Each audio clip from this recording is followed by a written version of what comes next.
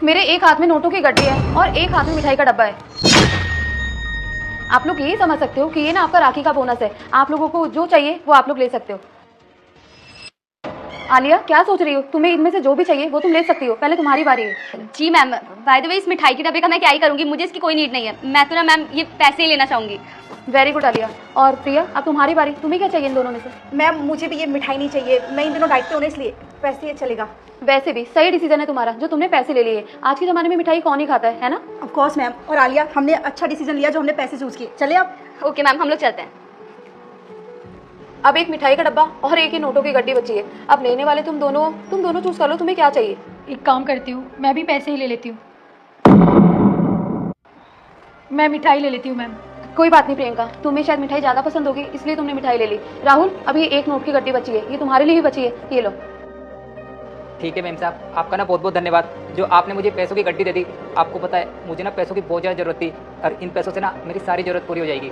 देखो राहुल, वो सबकी अपनी अपनी किस्मत है, सबने अपनी किस्मत का ही लिया है। अब ठीक है, तुम जा सकते हो। और आपका भी बहुत बहुत धन्यवाद जो आपने मिठाई ले ली, पैसे नहीं लिए। चलता हूँ मैं। प्रियंका, अगर तुम चाहती तो आलिया और प्रिया की तरह नोटों की गड्डी भी ले सकती थी, लेकिन तुमने मिठाई का डब्बा चूज किया और पैसों की गड्डी उसे दे दी राहुल को। क्यों? तुम्हारा पहले नंबर था, तुम जो चाहे वो चूज कर सकती थी। मैम वो मुझे लगा कि पैसों की ज़रूरत मुझसे ज़्यादा राहुल को थी, क्योंकि अभी ना उसके घर के हालात भी बिल्कुल ठीक नहीं चल रहे हैं। तो इसलिए मैंने मिठाई का डिब्बा चूज़ कर लिया ताकि उसे बुरा भी ना लगे और उसकी मदद भी हो जाए। क्या बात है प्रियंका, तुम दूसरों के बारे में सोचती हो, बहुत अच्छी बात है। वैसे आजकल की दुनिया ना बहुत ज़्यादा मतलबी हो गई है, कोई किसी के बारे में नहीं सोचता है। अब आलिया और प्रिया को देखो, उन्होंने एक बार भी नहीं सोचा कि राहुल के घर की कंडीशन कैसी चल रही है, जबकि सबको पता है उसके घर की कंडीशन अभी खराब चल रही है। वो लोग चाहती तो वो लोग भी मिठाई का डब्बा ले सकती थी, लेकिन उनके मन में लालच था। उन्होंने देखा मिठाई का डब्बा है, क्या ही करेंगे मिठाई खाकर, पैसे उठा लेते हैं। खैर कोई बात नहीं, तुमने जो कुछ भी किया है ना बहुत अच्छा किया है।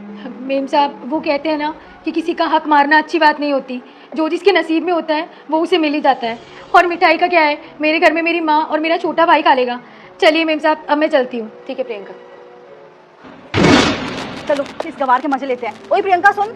हाँ प्रिया बोलो। ये राहुल की माँ के लिए और उसके लिए सोचने की क्या जरूरत पड़ गई तुझे? अरे पागल है ना ये, इसलिए दूसरों के लिए सोचते हैं गरीब लोग, खुद के लिए तो पहले सोचेंगे नहीं, इसीलिए ना लोग जिंदगी भर गरीब रहते हैं। आज जो तूने किया है ना, ये सब उसी का हिसाब है। खा मिठाई। इससे पहले कि मैं हनुमान हूँ, मुझे इग्नोर मत करना। इस वीडियो को लाइक और सब्सक्राइब करोगे तो तुम्हें 24 घंटे में खुशखबरी मिलेगी। और जाते जाते कमेंट में मेरे प्रभु का नाम लिख देना। खैर छोड़ो ना तुम लोग ये बातें, लो मुंह मीठा करो।